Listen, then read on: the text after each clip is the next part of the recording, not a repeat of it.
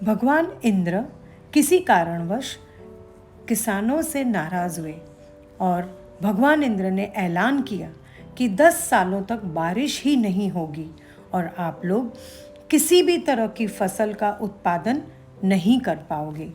यह सुनकर किसानों ने भगवान इंद्र से दया की भीख मांगी।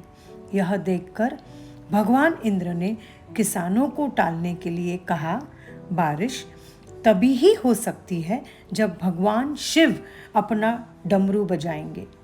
यह सुनकर सारे किसान शिवजी के पास पहुँचे, लेकिन किसानों के पहुँचने से पहले ही इंद्र जी ने शिवजी को समझा दिया था कि किसानों की बात न माने, तो शिवजी ने भी डमरू बजाने से मना कर दिया। आखिर में निराश किसानों ने बारिश का इंतज़ार करने का निर्णय कर लिया, लेकिन एक किसान क्रमशः अपना काम करते रहता, जैसे खुदाई करना, मिट्टी में खाद डालना, बीज बोना, पानी भी डालना, जबकि उस किसान को पता भी था कि कोई भी फसल संभव नहीं है। दूसरे किसान उसका मजाक करते रहते। 3 सालों के बाद किसानों ने उस किसान को पूछा कि जब बारिश आने ही नहीं वाली है तो वह क्यों अपना समय और अपनी ताकत और अपनी ऊर्जा को बर्बाद कर रहा है।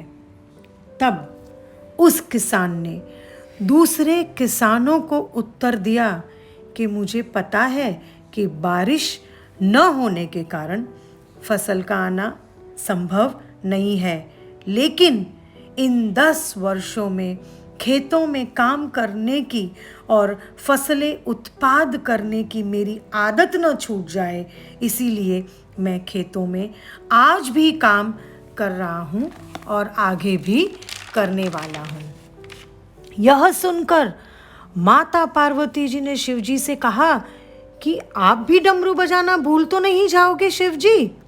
यह सुनकर अपने भोले शिवजी उत्कंठता से उठे, डमरू को अपने हाथ में लिए और डमरू बजाने लगे।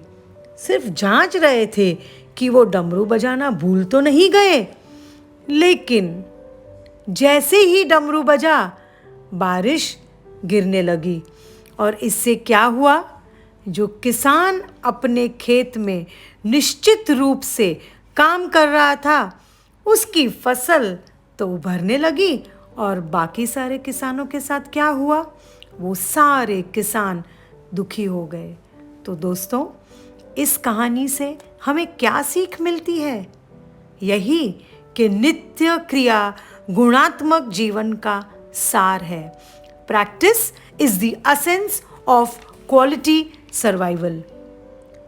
तो आज का अगर सिचुएशन हम देखें तो लॉकडाउन चाहे 2 महीने का हो या चाहे 1 साल का हो, हम जिस भी व्यवसाय में हो उस व्यवसाय से जुड़े कौशलों को और ज्ञान को हमें क्रमशः विकसित करते रहना चाहिए।